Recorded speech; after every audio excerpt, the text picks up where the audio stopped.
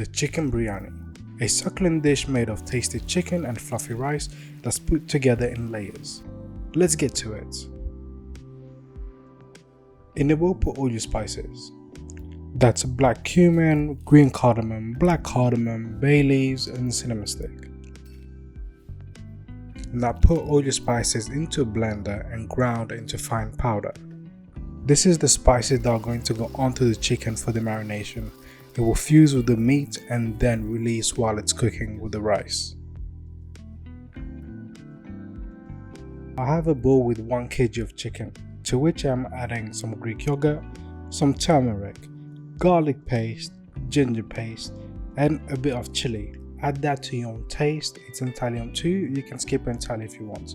Mix that really well with the chicken and then you're going to add the biryani spice mix that you just made earlier. Mix with the chicken, making sure that it's really incorporated with the meat and let that rest for at least 2 hours, ideally overnight. Now let's make the saffron water, which is a few strands of saffron, about 1 gram, and 60 ml of warm water. And we're going to prepare 60 ml of melted ghee and keep that separately. Cut your onions in fine slices and chop a bunch of coriander. There isn't a real measurement for this, but let's just say a handful. Use the more coriander taste the curry is going to have, and then add a bunch of mint. Again, same thing, but again, a few leaves or a handful will do. Now let's parboil the rice by cooking it in equal part water to rice in a rice cooker or in a lot of water in a pan for 5 minutes. Fry the onions in a heavy bottom pan with 2 tablespoons of oil. Add in your onions, fry them well to their desired color and take them out and leave them aside for later use. To that same pan, now add your marinated chicken. Cook briefly for about 5 minutes, making sure that you give the chicken a good color by turning it often, and add in your coriander and your mint and give it a good mix. As you can tell, the chicken has taken a lovely color and has roasted well on all sides. Now spread the chicken evenly across the pan. Start adding half the onions that you've kept from earlier and all the rice that you have parboiled. Spread across evenly and add in the remaining onions. After you've done that, we can start adding the saffron water and the ghee across the pan in random patterns.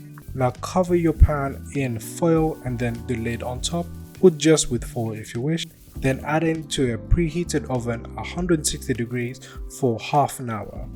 This is going to slowly cook the rice and the chicken and give it a really rich aroma. Now if you don't have an oven, you can do this on the hob at low heat. Now let's make a quick raita. This is going to be quite refreshing to have with the dish. So chop some mint leaves, half an onion, a cucumber and a few tomatoes. Cut them in bite-sized pieces and we're going to mix that well with the yogurt and add in a few extra bits and bobs to make it taste super nice. Now add all your vegetables to your yogurt and season well with salt and pepper and top up with some fresh coriander if you wish. 30 minutes later, take the biryani out of the oven and uncover. It has now doubled in size as the rice has fully cooked and remains very fluffy. And check those layers. As you can see, a fairly easy dish to make, it just has a certain order you need to follow. Now serve with raita and a big piece of chicken and enjoy your biryani.